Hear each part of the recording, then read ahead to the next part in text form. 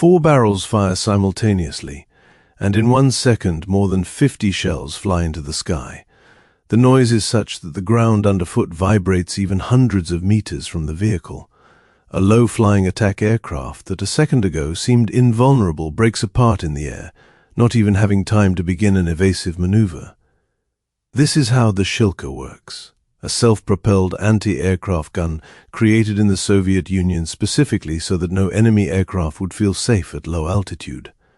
But to understand why this vehicle was needed at all, and why Soviet designers made the risky decision to go with a small caliber, we need to go back to the late 1950s, when the world was balanced on the edge of nuclear war, and a completely different battle was unfolding in the skies, one rarely discussed in textbooks. By the mid-1950s, the Soviet Union faced a serious problem that few initially took seriously. The Americans and their NATO allies had begun actively practicing combat flights at extremely low altitudes. The logic was simple and brutal. Soviet surface-to-air missile systems, which struck terror into Western Air Force pilots, had a dead zone below them. The missiles were excellent at reaching targets at medium and high altitudes, but an aircraft skimming just above the treetops became nearly invisible to them. NATO pilots trained to fly so low that the radars of surface-to-air missile systems simply could not detect them and acquire them in time. And by the end of the 1950s, this tactic had been perfected. So what did the Soviet Union have to defend against such targets? In service was the Zsu-57-2 self-propelled anti-aircraft gun, which by that point was already clearly failing to cope. Its rate of fire was only 240 rounds per minute. The autoloader was unreliable, and most importantly, it had no onboard radar. The gun had to be aimed manually by eye, which at the speeds of jet aircraft of that era was a nearly hopeless task. Beyond that, motorized rifle units were covered by quad-heavy machine gun mounts of 14.5 mm caliber, but their engagement ceiling was extremely limited, and the stopping power of the bullets was wholly inadequate against armored attack aircraft. Soviet forces were essentially defenseless against low-flying enemy aircraft. And this was at the height of the Cold War, when both sides were preparing for a large-scale confrontation in Europe. In 1957, the Soviet Army Command made a decision that would change the history of battlefield air defense for a decade to come. 2 completely new self-propelled anti-aircraft guns were simultaneously put into development, the Shilka and the Yenisei. And here is where things get interesting, because many people assume these 2 vehicles were direct competitors fighting for a single place in the army. In reality, it was more complex and more calculated than that. The Shilka was designed for motorized rifle regiments. It was meant to cover infantry on the march and in battle, destroying air targets at altitudes up to 1,500 meters. The Yenisei, meanwhile, was being built for tank divisions, with an eye toward higher altitude targets up to 3,000 meters. According to the military's concept, both vehicles were to enter service and complement each other, covering different altitude bands. But everything was turned upside down when both machines went through comparative trials. By 1961, both prototypes were ready, and the military could finally assess what each was capable of in practice. The Shilka weighed 19 tons, was compact, mobile, and light enough to be transported by military transport aircraft. The Yenisei came in at 28 tons. The vehicle turned out heavy, cumbersome, and completely unsuitable for motorized rifle units. At higher altitudes, however, the Yenisei was a true predator. At 2,000 meters, it could hit a MiG-17 type fighter with a 38% probability, whereas the Shilka at that altitude could not hit at all. But as soon as the target dropped to between 200 and 500 meters, the balance shifted dramatically. Here the Shilka was 1.5 to 2 times more effective than the Yenisei, and those were precisely the altitudes at which NATO attack aircraft flew, the very aircraft this entire program had been conceived to fight. The testers recorded the results, and the Commission recommended putting both systems into service, since each filled its own niche. But in 1962, something happened that almost no one had expected. Command decided to adopt only the Shilka, and all work on the Yenisei was ordered halted immediately.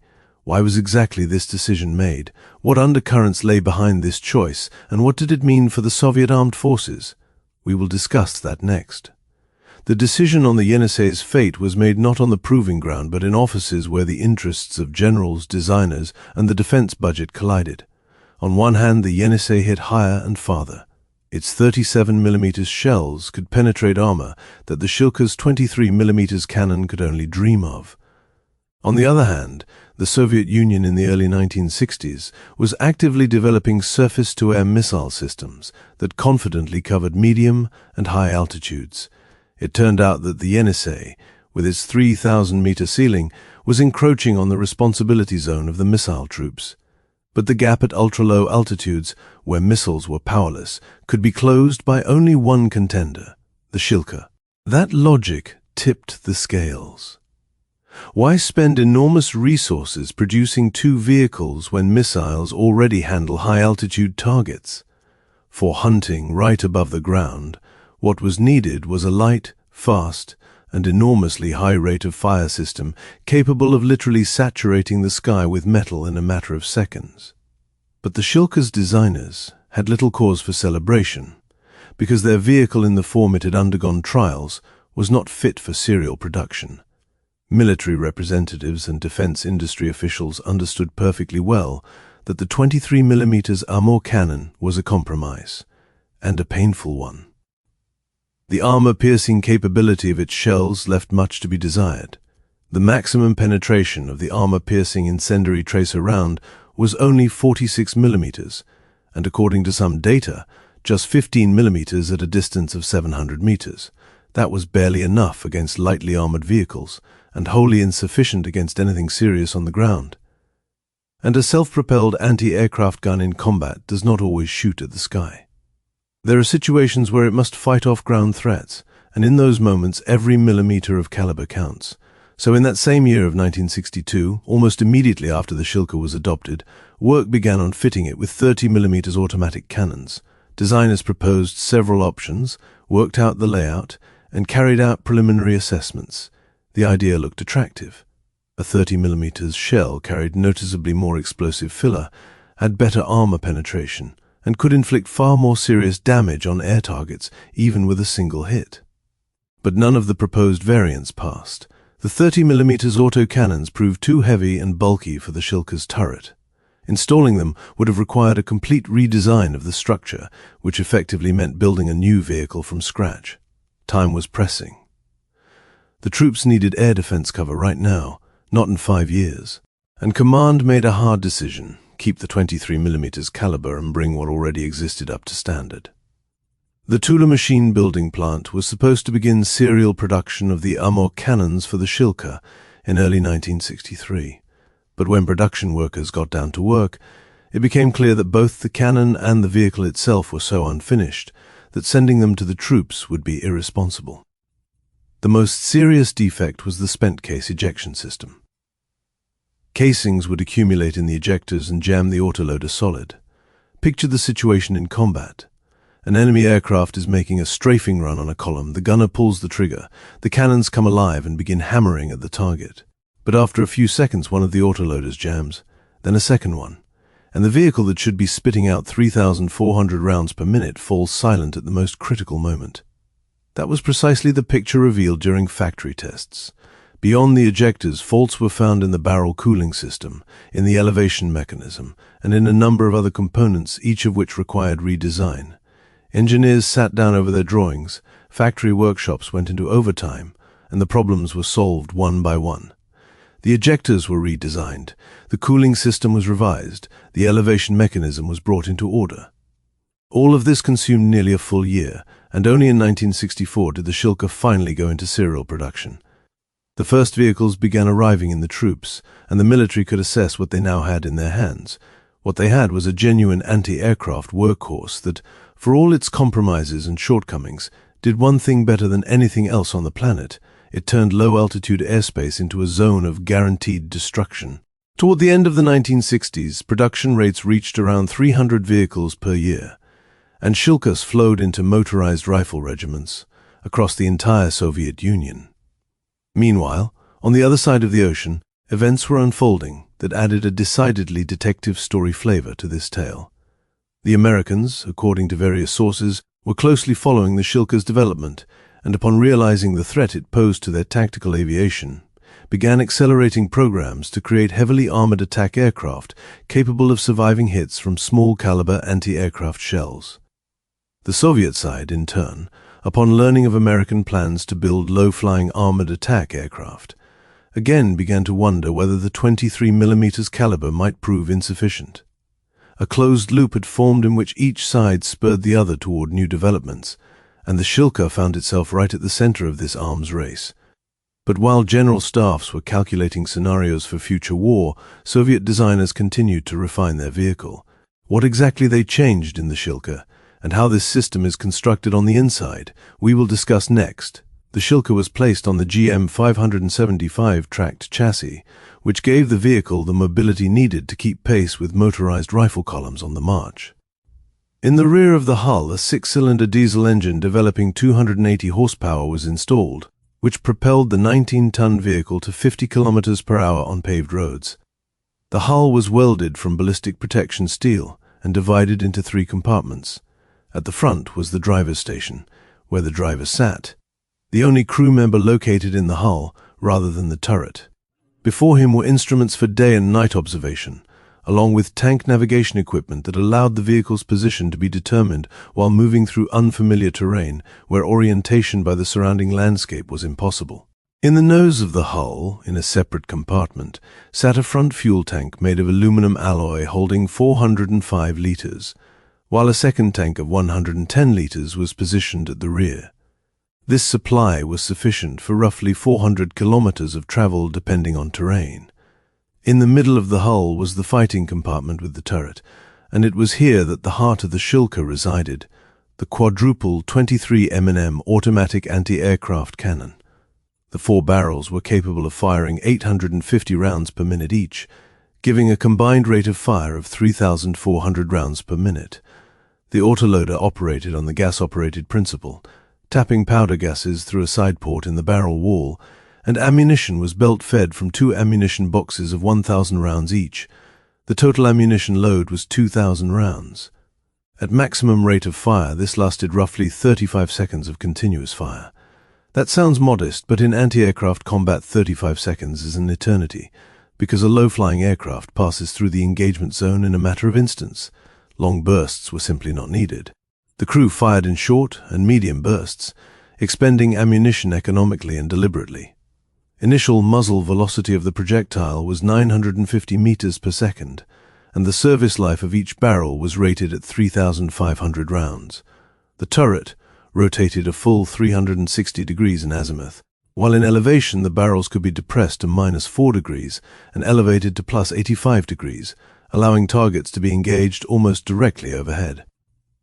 The crew had 2 types of ammunition to choose from: high-explosive incendiary tracer for air targets, and armor-piercing incendiary tracer for engaging ground vehicles, though the latter, as we already know, left much to be desired in terms of armor penetration. In the turret, alongside the cannon, was the radar instrument complex that made the Shilka truly dangerous. The complex included a radar station, a fire control computer, and a tracking site. The entire system worked as follows. The radar detected an air target, automatically acquired it for tracking, and fed data on angular coordinates, and ranged to the fire control computer. The computer instantly calculated the lead angle, the point in space where the barrels needed to be directed, so that the shells and the target would meet at the same place at the same time. In doing so, the computer automatically compensated for the Shilka's own pitching and yawing motion, which allowed fire to be conducted while on the move, without halting. Electric hydraulic gun drives received commands from the fire control computer and traversed the cannon to the required point, leaving the commander or gunner only to pull the trigger. But Soviet designers understood that in real combat, electronics could fail and the radar could be jammed. Therefore, the Shilka incorporated 3 separate modes of engagement. The first and primary mode was fully automatic, through the radar station as described above. The second mode was auxiliary, activated when the enemy was jamming and the radar antenna lost angular tracking of the target. In this case, the gunner took manual control of the tracking site and tracked the target by hand, while range data continued to come from the radar operating in rangefinder mode. The third mode was emergency, If both the radar and the fire control computer were knocked out, the gunner switched to a backup sight and aimed the barrels manually, setting the lead angle himself using special deflection rings on the sight. 3 levels of redundancy gave the Shilka the ability to continue fighting even with serious damage to its electronics. 3 of the 4 crew members worked in the turret: the system commander, the range operator, and the gunner. The commander directed the engagement, selected targets, and could open fire himself. The range operator monitored the radar station and ensured accurate range determination. The gunner kept the target in the sight and switched to manual tracking when necessary. The crew also had at their disposal internal and external communications equipment, a ventilation and heating system for the fighting compartment, and a commander's observation device. However, all of these capabilities came at the price of one serious vulnerability that every soldier in the unit knew about: armor protection. The frontal armor of the hull and sides was only 15 millimeters, and the turret was protected by a still more modest 9.2 millimeters. This armor would stop only shell fragments and small arms bullets. Against a heavy machine gun, let alone an autocannon, the Shilka was defenseless. The crew knew this perfectly well, and Shilka tactics were built on one ironclad rule: do not venture to the front line, work from behind the fighting formations, remaining invisible to the enemy until the moment fire needed to be opened. From the moment it reached the troops, the Shilka began living its operational life, and that life quickly showed that the vehicle needed further development. The first modernization took place in 1968-69, and the updated version received the designations SU-23-4. Designers focused on 2 working conditions and increasing the overall reliability of components that had performed poorly in service. In addition, a commander's sighting device was added, giving the system commander the ability to independently detect and identify targets without relying entirely on the range operator and radar.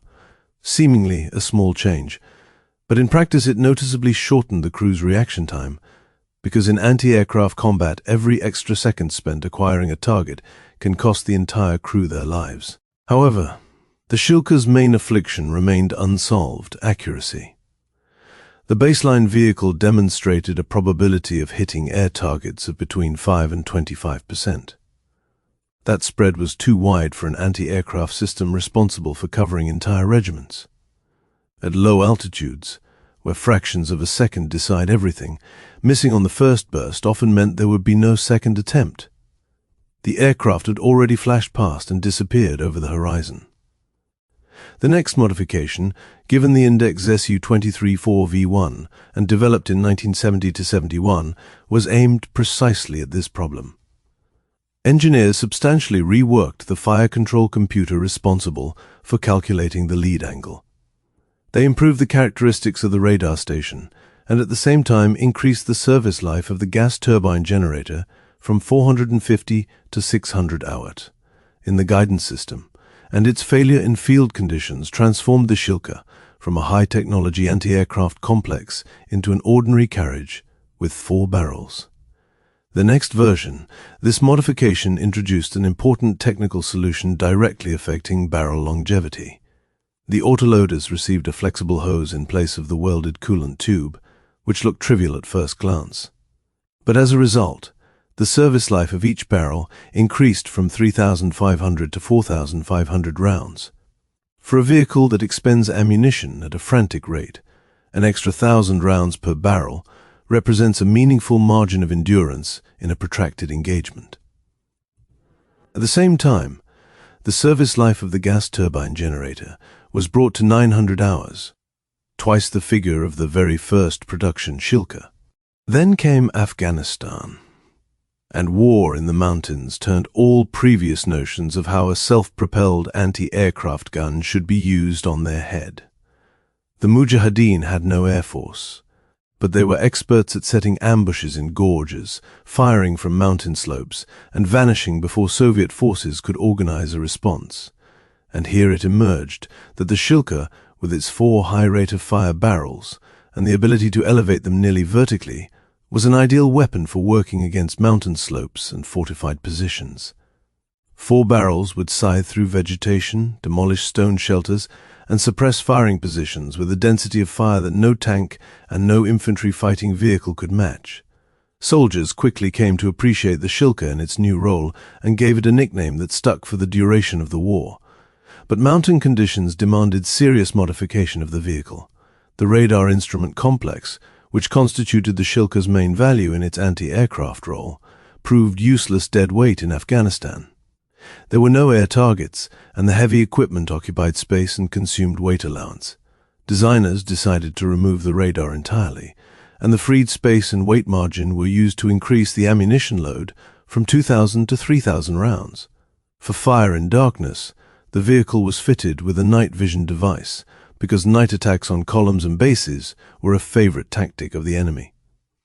This Afghan modification received the designation Su-23-4M2 and became perhaps the most unusual variant of the Shilka, an anti-aircraft system from which all anti-aircraft equipment had been deliberately removed, transforming it into a pure infantry fire support vehicle.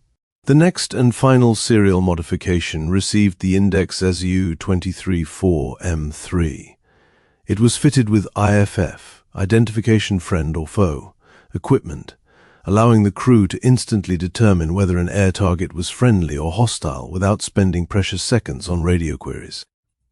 The fire control and guidance system was updated to meet the standards of the time, and a number of other components were revised, adapting the vehicle to the realities of the early 1980s. But by that point, the Shilka had already served 2 decades, and the final chapter of its story was approaching. In 1982, the production line that had been turning out Shilkas for nearly 2 decades stopped. Production of the M3 variant was the last, and no new vehicles were ordered. Over the entire period of serial production beginning in 1964, by various estimates more than 6,000 units were built, and these vehicles spread to dozens of countries around the world. The Soviet Union supplied Shilkas to its allies generously. Systems were shipped to Egypt, Libya, Syria, Cuba, Vietnam, and a whole range of other states that during the Cold War aligned themselves with Moscow. And in virtually every country where the Shilka arrived, it sooner or later found itself in actual combat. One of the first large-scale conflicts in which the Shilka truly proved itself was the Arab-Israeli War of 1973. Egyptian and Syrian crews used Shilkas to cover advancing forces. And Israeli pilots, accustomed to dominating the air, encountered a problem for which they were unprepared. The moment a strike aircraft or fighter bomber descended for an attack on ground targets, streams of tracer fire rose from concealed positions, and the density of fire was such that evading it at low altitude was extremely difficult. The Israeli Air Force suffered significant losses, specifically in the zone of small-caliber anti-aircraft artillery, and the Shilka earned respect even from those who fought against it. Surface-to-air missiles certainly played their role, but it was the Shilkas that closed that gap at ultra-low altitudes where pilots tried to dive to escape the missiles. In Vietnam, the story repeated itself. Soviet anti-aircraft systems were used by Vietnamese crews to protect key installations and troop columns. American pilots quickly learned to recognize the distinctive signature of the 4-barrel high-rate-of-fire cannon. Tactics had to change. Routes were planned with Shilka engagement zones in mind, and losses from small-caliber anti-aircraft fire led command to take suppression of ground-based air defenses more seriously before each mission. The Shilka, created as the answer to NATO's low-altitude flight tactics, was forcing the adversary to rewrite its own flight manuals once again. But the years passed, aviation developed rapidly, new electronic warfare capabilities appeared, speeds increased, and the Shilka's capabilities remained at the level of the 1960s and 70s. The radar station had a relatively short detection range, typically not exceeding 10 to 20 kilometers, and lost effectiveness noticeably in rain or wet snow. That was sufficient against aircraft of the previous generation. Newer aircraft with their increased speeds and jamming capabilities were increasingly finding themselves beyond the reach of the aging system. By the end of the 1980s, the Shilka began to be supplemented, and then replaced in the first line of ground-based air defense by more modern systems capable of operating at greater ranges and altitudes. It seemed the Shilka's story was approaching its logical conclusion, and the vehicle would quietly fade away, yielding its place to the next generation. But the 21st century delivered a surprise that none of the system's creators could have foreseen. The mass proliferation of unmanned aerial vehicles, from tiny reconnaissance drones to armed UAVs, brought renewed relevance to precisely what had always been the Shilka's main trump card. UAVs fly low, slowly by comparison with jet aircraft, have a small radar cross-section, and minimal armor. Firing a missile at such a target is expensive and often impractical. But 4 automatic cannons capable of creating a cloud of fragments and metal in the path of a drone are nearly ideal for this task. The cost of a single surface-to-air missile can exceed the cost of the UAV itself by tens of times, while a burst of 23mm rounds costs incomparably less. It turned out that the design decision made back in 1962, to bet on small caliber and a ferocious rate of fire rather than heavy shells, proved relevant 6 decades later under entirely new conditions that no one had even contemplated at the time. To this day, the Shilka remains in service in a number of countries, including Russia, as well as several states in the Middle East and Africa. Against modern aviation, it can no longer hold its own, but war is changing, and in this new reality, the old Soviet anti-aircraft gun with 4 barrels has unexpectedly found its place in the ranks once more. If you found this history of a legendary vehicle interesting, give it a like, write in the comments what equipment interests you most, and subscribe to the channel so you don't miss new episodes.